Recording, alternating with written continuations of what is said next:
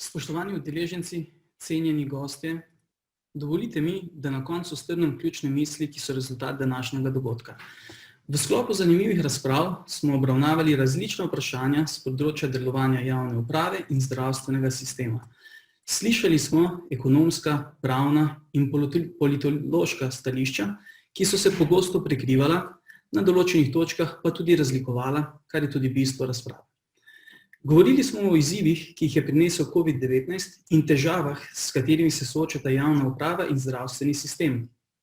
Med drugimi smo izpostavili nepripravljenost javne uprave na prihod epidemije, težave v komunikaciji, ki so povezane s pomanjkanjem komunikacijskih veščin, predvsem vodstvenih kadrov, slaba tehnična opremljenost, prevelik vpliv politike pri vladanju, pomanjkanje pravne podlage pri sprejemanju odločitev, zapozneli odziv vlade na krizo, ki je vodil k temu, da je bila lokalna samouprava pogosto prepuščena sama sebi oziroma primorana sprejemati samostojne odločitve, kar vzbuja dvom o demokratičnosti, zakonitosti in celo ustavnosti sprejemanja odločitev.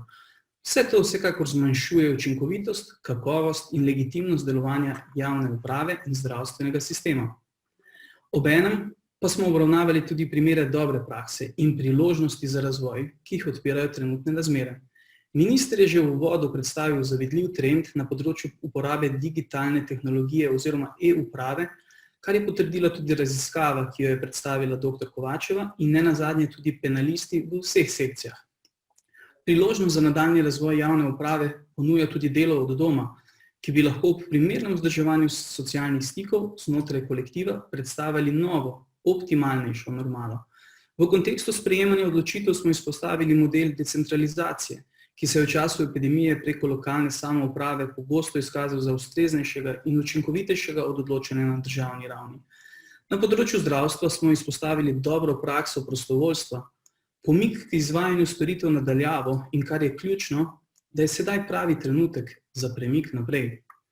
Tako kot se je Evropska unija rodila in se razvija v najtežjih trenutkih, imata tudi javna uprava in zdravstveni sistem priložnost, da izkoristita trenutne razmere za premik naprej. Ključno vlogo pri tem igrajo kompetentno vodenje, integriteta, inovativnost in sodelovanje, ki temelji na vzajemnem zaupanju. Vse to so kvalitete, ki so bile danes še posebej izpostavljene.